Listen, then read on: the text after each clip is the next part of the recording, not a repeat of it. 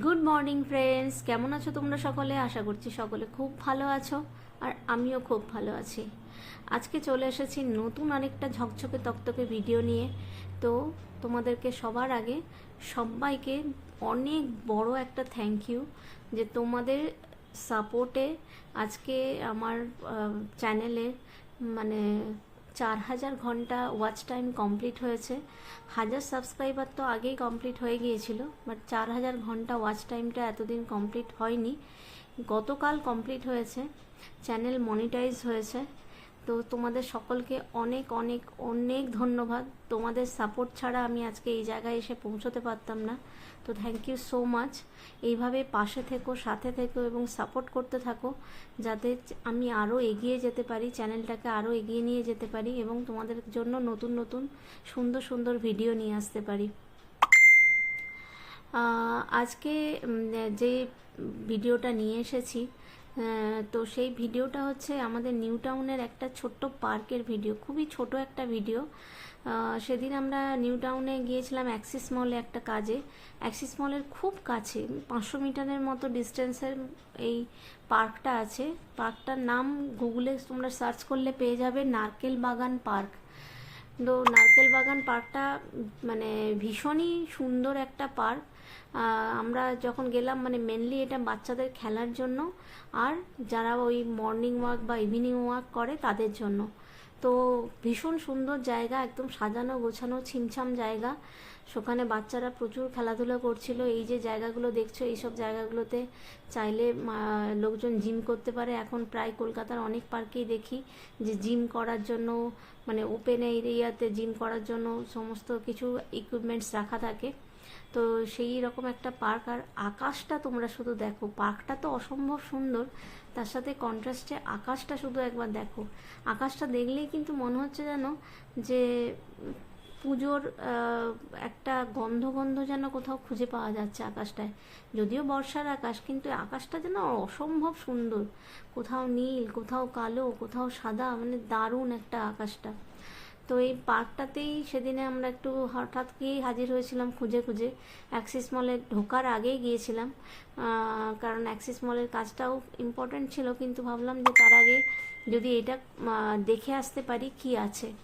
আর এই যে রঙ্গন ফুলের গাছগুলো দেখছো, এগুলো ভিডিওতে মানে লাল রঙটা সেভাবে হয়তো ফুটে উঠছে কিনা জানি না, এত সুন্দর কালারটা এই রঙ্গন ফুলের, যে কি বলবো। আর তার মধ্যে একটা সুন্দর ঝিলের মতো বানিয়ে রেখেছে ভেতরে। তো ওই ঝিলটাকে ঘিরে সবাই পাক দিয়ে দিয়ে ওয়াক করছে।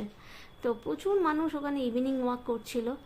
দারুণ জায়গাটা, মানে একদম জগিংয়ের জন্য, মর্নিং ওয়াক, ইভিনিং ওয়াকের জন্য তো পারফেক্ট।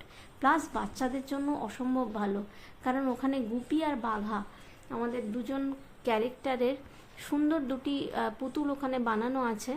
এবং বাচ্চাদের জন্য ওই জায়গাটি সত্যিকারেরই খুবই মজাদার। এবং বাচ্চাদের যে দোলনা বা সিস এই সমস্তগুলো রাখা আছে, সেগুলোকেও খুব সুন্দরভাবে স্ট্রাকচারগুলো বানানো।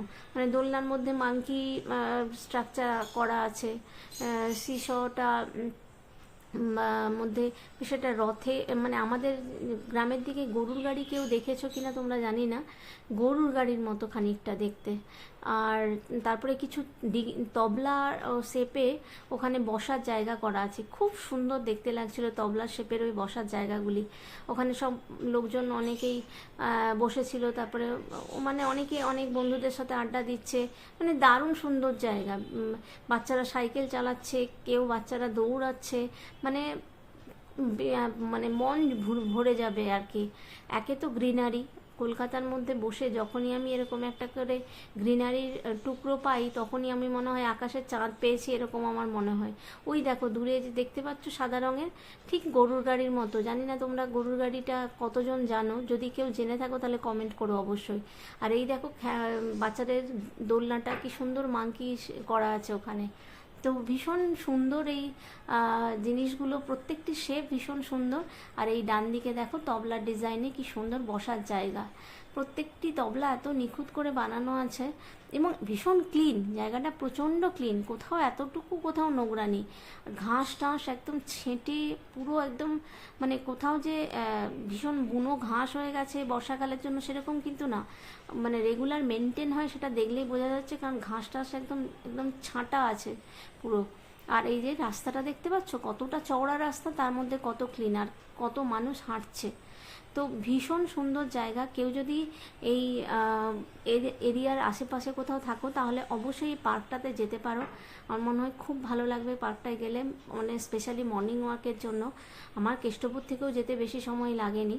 তো যদি ভিডিওটা ভালো লাগে অবশ্যই লাইক করো, কমেন্ট করো, শেয়ার করো, চ্যানেলটাকে অবশ্যই সাবস্ক্রাইব করো।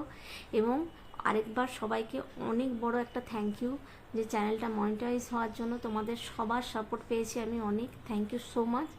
এইভাবেই পাশে থেকো, সাথে থেকো, আর অবশ্যই চ্যানেলটাকে সাবস্ক্রাইব করে দিও, আর কমেন্ট করো। কমেন্ট পড়তে সত্যি ভীষণ ভালো লাগে। ভালো থেকো, সুস্থ থেকো। দেখা হচ্ছে আবার খুব তাড়াতাড়ি নতুন একটা ভিডিও নিয়ে। ততক্ষণের জন্য টাটা, বাই।